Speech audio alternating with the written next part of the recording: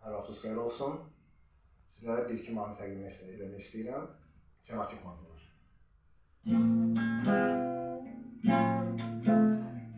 Çox gözəl şəhərimmiş Bakı, gözəl Bakı. O vaxta qədər ki, yağış yağmasın təki. Çox gözəl şəhərimmiş Bakı, gözəl Bakı. O vaxta qədər ki, yağış yağmasın təki. Yağmasın ona yağış, nə qar, nə sulu qar. İnan ki, Venetsiyada kölgədə qalar. İnan ki, Venetsiyada kölgədə qalar. Bakıya qar yaraşmır, səhərisi gün yapalçıl yapuz. Bakıya qar yaraşmır, budur Bakının qış cəhənnəmi. Bakıya qar yaraşmır, səhərisi gün yapalçıl yapuz. Bakıya qar yaraşmır, budur Bakının qış cəhənnəmi. Çox gözəl şəhərimmiş Bakı, gözəl Bakı. Təbliğat, təşviqat, şüar bol olsun təki. Təbliğat, təşviqat, şüar bol olsun təki. Yağmasın ona yağış, nə qar, nə sulu qar. İnan ki, Venetsiyada kölgədə qalar.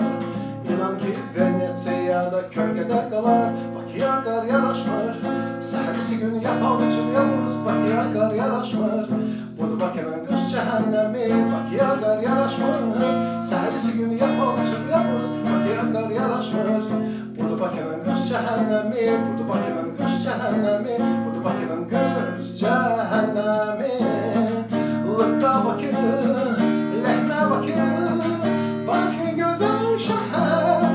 Welcome to hell, welcome to hell, to hell, to hell.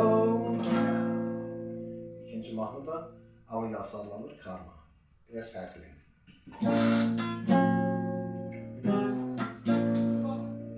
Alın yazısına kim ki inanır, dünya zekasına kenar kalır. Hayat tesadüften ibarettir bir karma. Anlanan mefhum mevcut değil.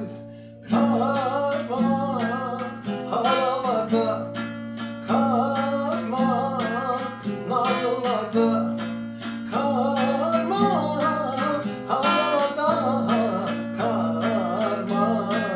Belucistan'da böyle bir ferziye söylerim size.